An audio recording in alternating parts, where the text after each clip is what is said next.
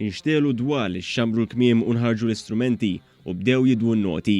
Lejla oħra ta' rehearsals mill-band Dropout li nhar it-tnejn se tkun qed tagħmel mal-ispettaklu għall-familja kollha li l-Partit Laburista se jorganizza fil-Belt Valletta, spettaklu li għalih hemm mstennija kbira mhux biss min-nies, iżda wkoll mill-mużiċisti u mill-kantanti li se jieħdu sehem.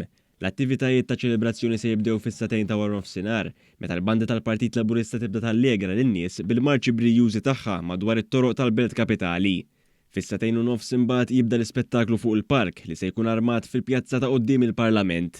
Il-Maestro Joseph Kirkhope irmexxi l-band Dropout li nhar it-tnejn se tkun qed takkumpanja lill-kantanti kollha waqt l-ispettaklu u tkellem ma' News dwar l-lista interessanti ta' kantanti li se jkunu fuq il-park fl-ewwel ta' Mejju.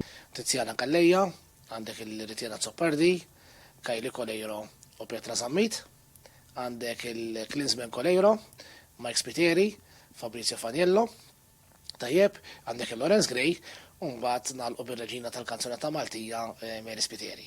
Il-Maestro Kirkhope qal li minħabba li l-ewwel ta' Mejju hija festa għall-familja kollha ħaseb biex jolqot il-gosti ta' kulħadd. Ikkreaj dik li aħna nsejħu la Fusion, li l-band hija popolari għalija, fejn ħajkollok 10 mużiċisti li jdoqqu brass instruments, jiġifieri li huma 4 truq trombones, 4 trumpets u euphoniums, fejn daw ħajnaqdu ma' DJ Ryan Spiteri u għandek l-aħħar 20 minuta ġifieri aħna ngħidu la tal-qbis fejn hemmhekk iż-żgħażagħ għandhom xalata ta' mużika u sfin. Clint Bajjada se jkun wieħed minn dawk li se janimaw l-ispettaklu, miegħu se jkun hemm ukoll ġewtanti Alfred Zammit u DJs Bjorn Bonnet u Ryan Spiteri. L-ewwel ta' Mejju hija attività sabiħa ħafna li l-Partit Laburista ilu jorganizza matul dawn is-snin kollha u aħna nħarsu l-qudiem sabiex din is-sena wkoll tkun waħda ta' suċċess mimlija mużika, mimlija nies u mimlija divertiment għal ħaddiema Maltin u Għawċin kif dejjem jixraq.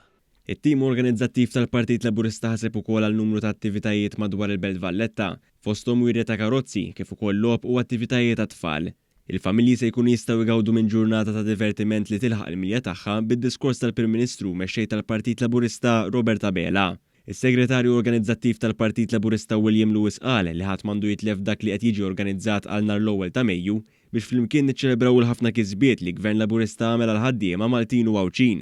U spjega li din is-sena il-Partit Laburista għażel il-pjazza ta' quddiem il-Parlament biex jiċċelebra dan il-jum importanti. Tenna li l-ewwel ta' Mejju dejjem ġabar il-folol biex filwaqt li flimkien jiċċelebraw il-kisbiet tal-Partit Laburista fil-Gvern ikun għamel għal ħaddiema Maltin u Għawċin jisimgħu il-messaġġ tal-Prim Ministru u mexxej Laburista.